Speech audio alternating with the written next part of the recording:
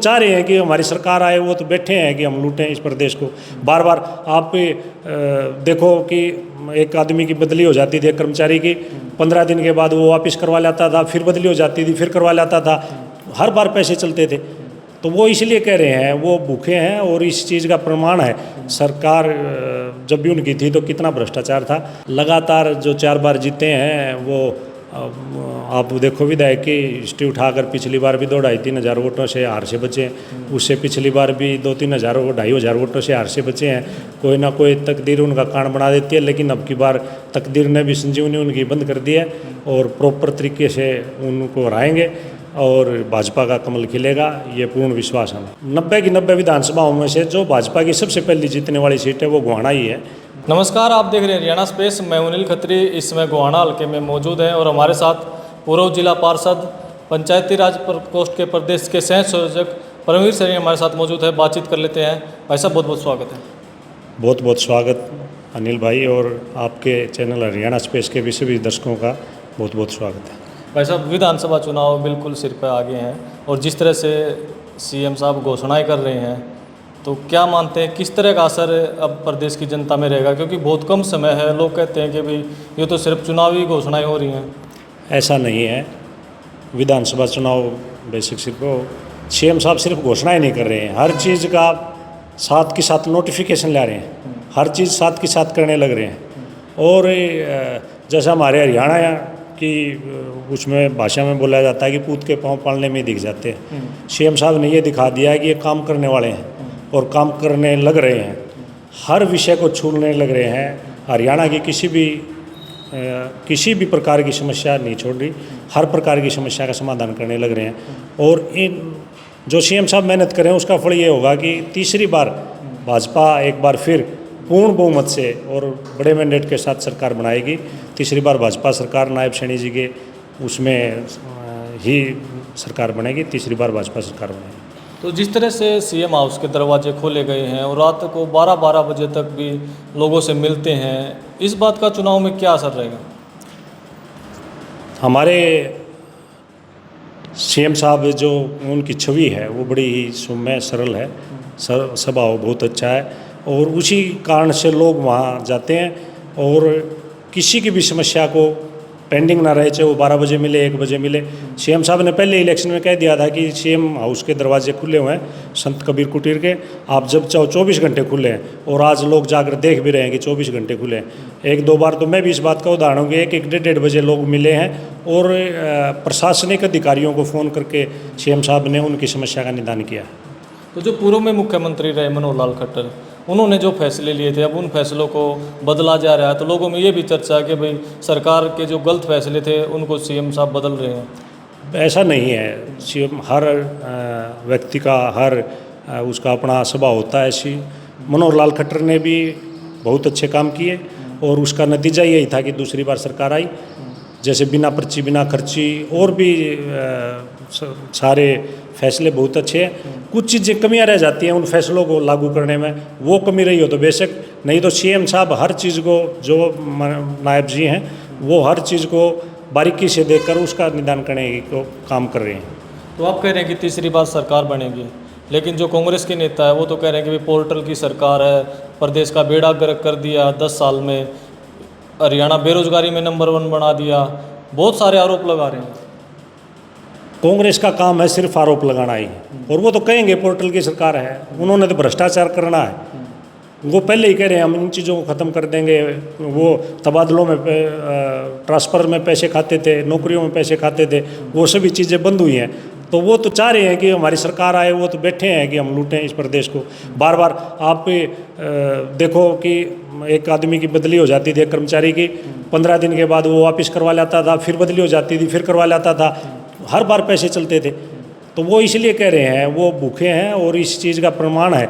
सरकार जब भी उनकी थी तो कितना भ्रष्टाचार था, तो वो तो कहेंगे, उनका काम है कहना, विपक्ष का कोई मुद्दा नहीं है। तो जिस तरह से 5 सीटें कांग्रेस जीत गई है हरियाणा में, तो बड़े उत्साहित हैं कांग्रेस के कार्यकर्ता और जो नेता, वो भी कह रहे हैं कि भाई अब सरकार कांग्रेस की बनेगी। वो उनके लिए तो संजीवनी का काम किया है, 5 सीटें आई हैं, वो किसी भी कारणवश आई हो, तो वो तो अपनी बात उत्साहित हैं और रखेंगे, लेकिन प्रदेश की जनता बड़ी जागरूक है।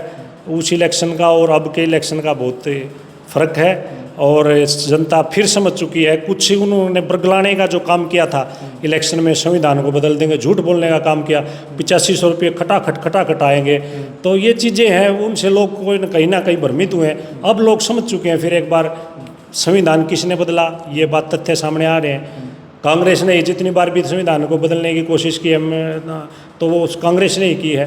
तो जितना भी जो आज तक सम्मान लगातार कांग्रेस ने डॉक्टर भीमराव अंबेडकर जी हमारे संविधान निर्माता का उन्होंने बेइज्जत करने का काम किया उनको, और जितनी बार भी सम्मान दिया वो भाजपा की सरकार ने दिया। न जाने कितनी चीज़ें डॉक्टर भीमराव अंबेडकर जी के सम्मान में की है भाजपा ने, और वो लोग भी अब समझने लगे हैं कि इनका ये एक चुनावी नारा और भ्रमित करने का प्रचार था। और संविधान अब देखो आप कह रहे कांग्रेस झूठ बोल रही है, कांग्रेस वाले कह रहे बीजेपी वाले झूठ बोलते हैं, कभी 400 पार का नारा, कभी 75 पार का नारा, लोगों को झूठ बोल कर बहका लेते हैं, पाता कुछ भी नहीं है। वो एक हमारे बात चली भी है, अमित शाह जी ने बताया भी है कि भाई एक लड़का 20% नंबर ले रहा है और एक लड़का 75% नंबर ले रहा है, तो लक्ष्य तो हर बार बदलता है। अगर 75% नंबर आए हैं तो उसको माँ बाप ये नहीं कहता बेटे तू 60% लेना, उसको यही कहेगा बेटा अगली बार 80% लेना, 90% लेना। लक्ष्य तो बनाया जाता है, तो लक्ष्य बनाकर हम चले भाई 400 पार कुछ कमियाँ रही हैं, ये माने हैं वो जो कांग्रेस ने भ्रमित किया है। इसी प्रकार यहाँ 75 पार का नारा था, 47-50 सीटें हमारी पहले ही थी, तो उसको 75 पार करने की कोशिश की, भाई 75 पार सीट लेकर आए। तो ये आप जो तीसरी बार सरकार बनाने की बात कर रहे हो, लेकिन चुनाव में देखा कि आपके तो बूथों पर एजेंट भी दिखाई नहीं दिए। आप कहते हैं इतना बड़ा संगठन है, इतने पदाधिकारी हैं। ऐसा नहीं है, ये फिर वही कांग्रेस की बरगलाने की बात। हमारे सोनीपत इसमें कांग्रेस की क्या सोनीपत लोकसभा को देखो आप 5,27,000 वोटे हमारे आए हैं, तो 5,27,000 वोटे ऐसे ही नहीं आते बिना वर्कर के और बिना उसके। तो ये है हमारा वर्कर मजबूत है, और अब तो मजबूत के साथ साथ चौधरी भी है, जैसा हमारे सीएम साहब ने कहा है। तो और अधिकारियों के ऊपर भी हर प्रकार के काम होने लगे हैं। तो कहने का मतलब ये है कि हमारा वर्कर मजबूत है, और इस इलेक्शन को कुछ कमियां रही हैं, जो चाहे वो वर्कर की तरफ से रही हो, चाहे वो हमारे नेताओं की तरफ से रही हो, या कुछ जो बरगलाने की बातें हैं, ज़्यादा भ्रमित करने की बातें थी। हमारा वर्कर जाकर अब सारी चीज़ें लोगों में, पब्लिक में बता रहा है, इनकी चाल को लोगों को समझा रहा है, और तीसरी बार फिर एक बार भाजपा पूर्ण बहुमत से सरकार बनाई, मैं ये आपको विश्वास दिलाता हूँ। अच्छा, गोहाना की बात करें, बहुत सारे दावेदार हैं, टिकट मांग रहे हैं, काफ़ी लंबी बीजेपी की लाइन लगी हुई है दावेदारों की। क्या इतनी आसान सीट है? ये तो बड़ी खुशी की बात है। आप ये देखो, जैसे आप कह रहे हो कि भाई आपके वर्कर नहीं थे, अगर हमारे वर्कर नहीं होते तो इतनी लंबी लिस्ट नहीं होती। अगर हमारे जीत इसमें निश्चित नहीं नज़र नहीं आती गोहाना से, तो इतने कैंडिडेट नहीं होते। आप ये देखो, यहाँ कांग्रेस के टोटा है, एक विधायक को छोड़ के कोई भी फील्ड में नहीं है, और हमारे बहुत मांग रहे हैं होर्डिंग पोस्टर हो तो लग नहीं रहा, तो हम तो अपने ही देख रहे हैं भाई बीजेपी के बहुत ज़्यादा है। और जो मैं तो ये है कि 90 की 90 विधानसभाओं में से जो भाजपा की सबसे पहली जीतने वाली सीट है वो गोहाना ही है, और आपको देखना गोहाना आपकी बार भाजपा कमल खिलाएगी। और बड़ी खुशी की बात है, ज़्यादा से ज़्यादा दावेदार हो, लोग पब्लिक में जाते हैं, अपने साथियों के पास जाते हैं, बातें रखते हैं, और उससे प्रभावित करते हैं, पार्टी की नीतियों को ही नीचे तक पहुंचाने का काम कर रहे हैं सभी के सभी। और वोट टिकट मांगना तो एक हर किसी का अपना अधिकार होता है, कहीं आगे बढ़ने के लिए हर कोई ये चाहता है भाई मैं इस फील्ड में हूँ तो आगे बढ़ूँ। लगातार 4 बार के विधायक बैठे हैं गोहाना में कांग्रेस के, आप कह रहे हैं सबसे पहली सीटें गोहाना की जीतेंगे, इतना कॉन्फिडेंस ऐसे कैसे लग रहा है आपको? लगातार जो 4 बार जीते हैं वो आप देखो, विधायक की हिस्ट्री उठाकर पिछली बार भी 2-2,5-3 हज़ार वोटों से हार से बचे हैं, उससे पिछली बार भी 2-3 हज़ार 2,500 वोटों से हार से बचे हैं। कोई ना कोई तकदीर उनका कान बना देती है, लेकिन अब की बार तकदीर ने भी संजीवनी उनकी बंद कर दी है, और प्रॉपर तरीके से उनको हराएंगे और भाजपा का कमल खिलेगा, ये पूर्ण विश्वास हमें।